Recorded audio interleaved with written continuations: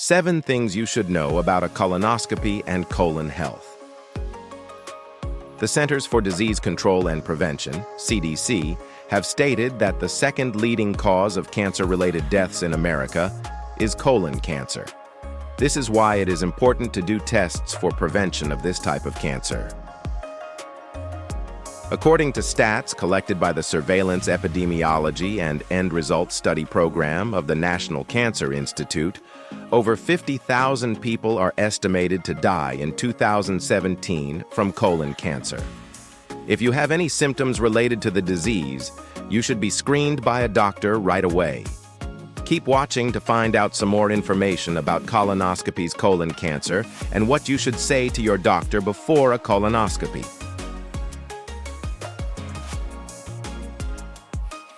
Before having a colonoscopy, let's first talk about the different types of screening options there are for colon cancer. Colon cancer screening. There are many different kinds of screening and prevention options to check for colon cancer, while a colonoscopy is the most thorough examination to have the U.S. Preventive Task Force recommend that people who are not at a high risk for disease to not begin regular screening until after the age of 50.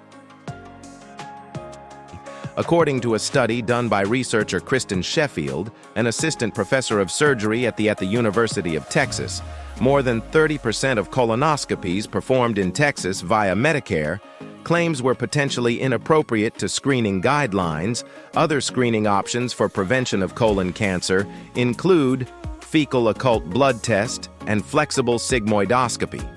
The University of Texas suggests that performing a colonoscopy on patients would be inappropriate. On the screening guidelines may expose people to risks associated with colonoscopy without evidence that it will benefit them, wondering how you can cleanse your colon well. Keep watching till the end for some tips on how you can remove waste from your colon. Side effects associated with colonoscopy, according to the Canadian Cancer Society. Potential risks of colonoscopy include small amounts of blood in the stool for 1 to 2 days, if a biopsy was done and/or a polyp was removed, nausea, vomiting, bloating, or irritation of the rectum due to substances used to cleanse the colon and air used to inflate it. If your doctor does not recommend a colonoscopy right away, they may offer a sigmoidoscopy.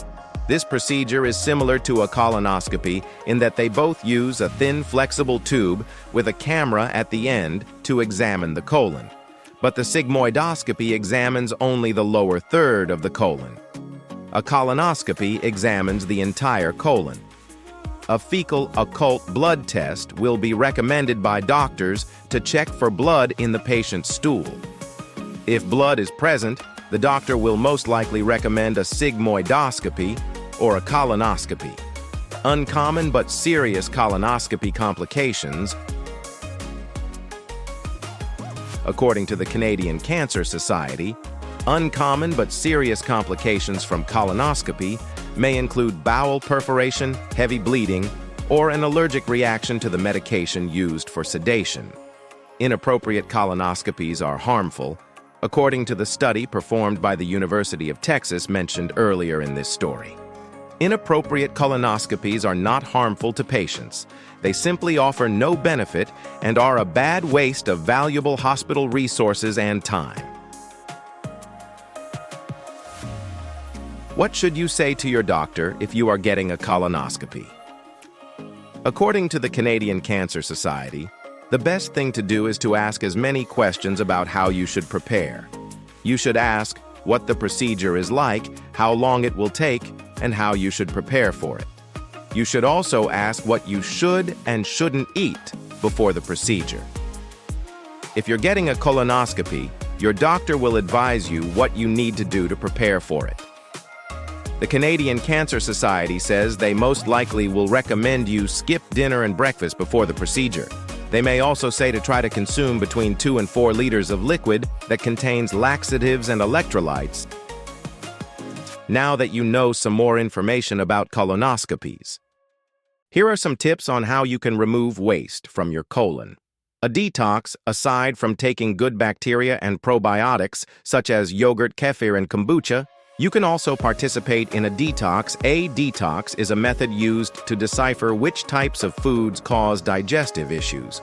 Foods are initially severely restricted, and then gradual food groups will be added back in one by one in order to determine what the cause of the digestive issue is.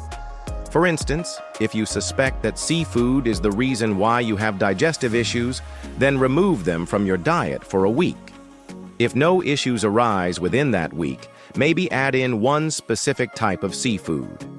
After a couple of days, keep adding in different types of seafood until you are able to differentiate which food is triggering these digestive issues. Juice cleanse. Another effective method is to engage in a juice cleanse. Warm up a glass of water and then add in sea salt and stir. Add a bit of apple juice, ginger juice, and fresh lemon juice.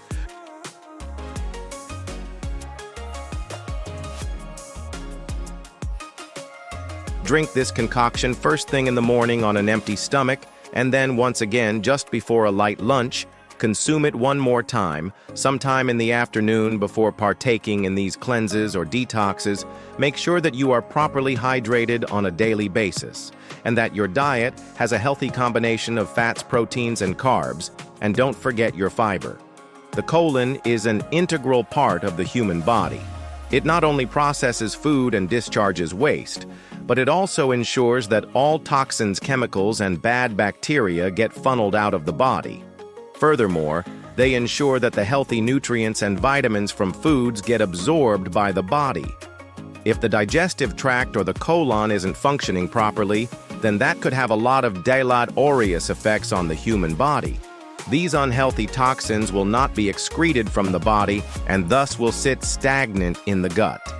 Some symptoms indicate that your colon isn't working optimally and efficiently, including bloating, gas, diarrhea, indigestion, frequent and loose stools, fatigue, irregular bowel movements, or less than 1 hoop a day.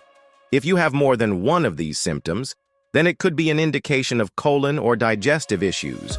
So if you are preparing for a colonoscopy, take some of the things from this video into consideration. The Canadian Cancer Society states that most colonoscopies only take about 30 to 45 minutes to perform, but they can sometimes take a bit longer. After the test, the patient is monitored for 1 to 2 hours. Despite studies showing that colonoscopies might not always be necessary, it's still the most reliable way doctors check for colon cancer. Do you have any experience with colonoscopies? What are your tips for getting through them, and what should people ask their doctors before the procedure? Let us know in the comment section below. If you enjoyed this video, hit the like button and share with your friends. Also, subscribe to our channel for more videos like this. Thanks for watching.